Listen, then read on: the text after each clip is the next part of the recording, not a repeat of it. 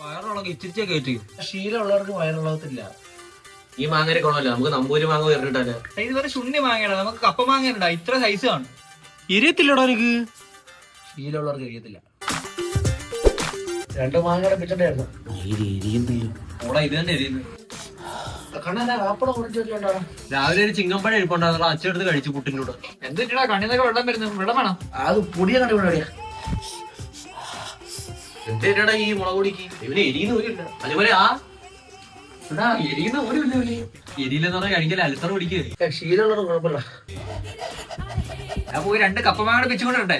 ഇങ്ങനെയാണോ നടപ്പില്ല. കുറച്ച് പഞ്ചസാര ചോദിച്ചാലോ? ഇവന് മറ്റേ സ്പൈസി ഗ്ലാൻഡ് അടിച്ചു പോയി കാണൂടാ. ആഹാ, അന്ന് ടെസ്റ്റ് ചെയ്യണല്ലേ. നല്ല വെള്ളഞ്ഞ മുളകുണ്ടോ? അമ്മ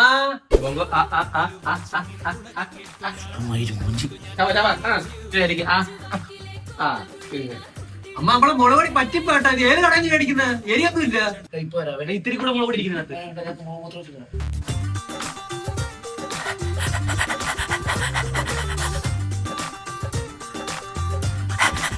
വാടാ ഗുണ്ടോളം കൊണ്ട് വെച്ചേക്കുന്നത്. കണ്ണൂസ് മിക്സ് ചെയ്യുന്ന മുളക് പൊടിയുടെ. വാ ഓടി വാ. അതാ വരുന്നത്. ഈ പ്രാവശ്യം മക്കാനെ ക്ലബിലെ കലാതി ക്ലബിലെ നിന്നെ ഇറക്കാം മുളക് മത്സരത്തിന്. ഫസ്റ്റ് അടിച്ചോണം. അയ്യോ, പ്രാക്ടീസ് എങ്കിൽ നമുക്ക് ഇന്നെ തുടങ്ങാം. ഇച്ചിരി കാന്താരോട് കയറ്റി.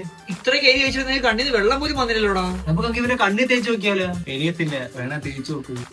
എടാ അങ്ങനെയാണെങ്കിൽ ഇവന് മുളക് പൊടി വെച്ച് സുറുമ എഴുതി കൊടുത്താലേ. ഞാൻ ഇപ്പൊ വരാവേ. പയ്യെ വീരാം.